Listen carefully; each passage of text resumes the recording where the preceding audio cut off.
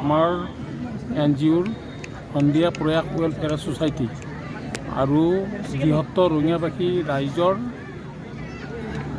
হৈ আমি এই বিহুখন মুকলি বিহুখন আমি ইয়াত পাতিছোঁ। ইয়াত চবে সঁহাৰি দিছে আৰু আমি অলপ ব্যতিক্ৰমী হিচাপে এই বিহুখন পাতিছোঁ।